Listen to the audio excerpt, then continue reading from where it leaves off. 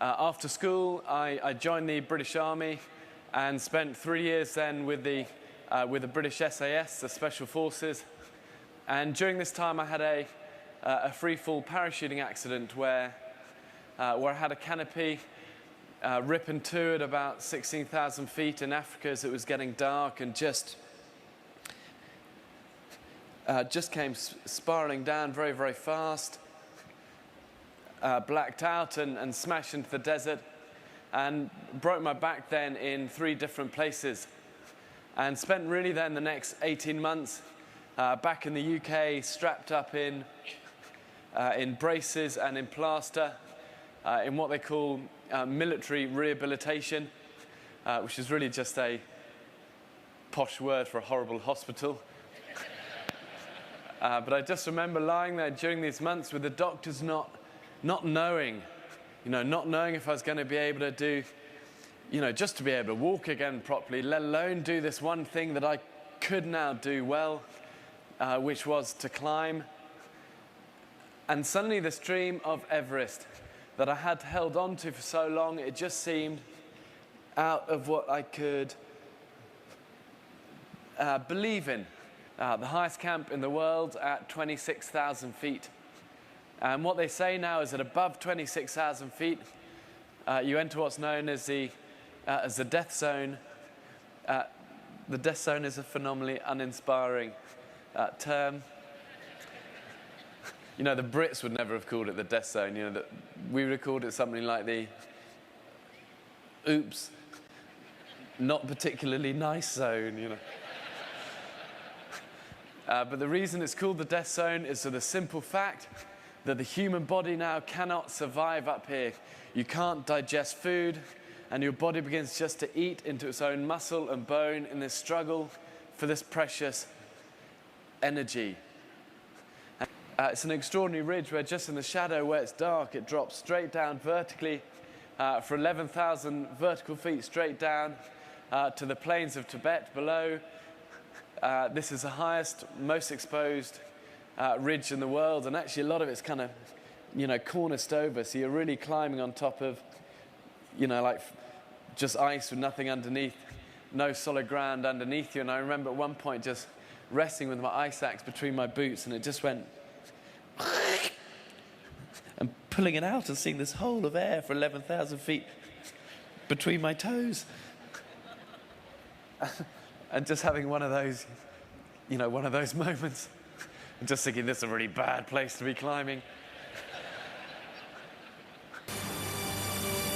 At 8, a London University student on top of the world this morning, the youngest to make the summit of Everest. 23-year-old Bear Grylls and 2 other climbers made it after a grueling climb in bad weather. I've just spoken by satellite phone to Edward Brandt at Everest Base Camp. They got to the south summit about 6:10 this morning, local time.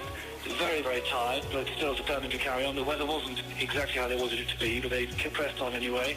And at 7:35 local time this morning, the 3 of them were summited.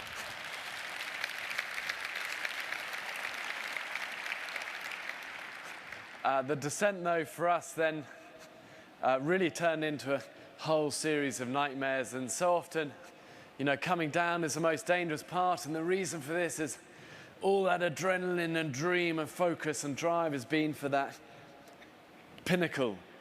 And you never really kind of think about the descent, and that adrenaline gets replaced by this exhaustion, and you want to be able to click your fingers and be in a hot bath with bubbles and ducks and good things like that. But this is really why so many of the accidents happen. That concentration goes, and we ran out of oxygen. We ended up just crawling on our hands and knees through these deep powder snow gullies. But eventually, 5 days later, we were off it.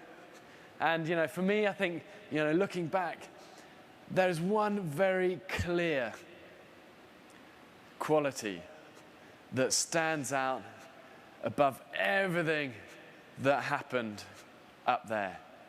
And this thing stands out for a couple of reasons. First of all, I genuinely believe this thing kept us alive. And secondly, it's what gave me hope. And hope is one of these strange elements that we don't know how much we all really need it in our lives. But this thing might be different from what you initially imagined really made the difference on that mountain. And it's this. And it was something, and if you remember nothing more of my rabbiting on, remember this. And it was something I was told on the first day of ever joining the Special Forces, and I remember at the end of this long selection process where 180 of us had been whittled down to 4 of us. And this guy who had never seen before came in, stood in front of us, and said this: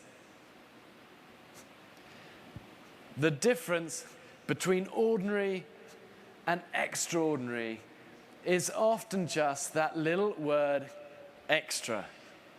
And the work I'm going to now ask you to do is not going to be ordinary. It's going to be extraordinary. But what's going to make the difference is when not 1 ounce of you thinks you can. You're the people who over this last year have shown me you can turn around and give me that little bit extra. And it's that's going to make your work here extraordinary.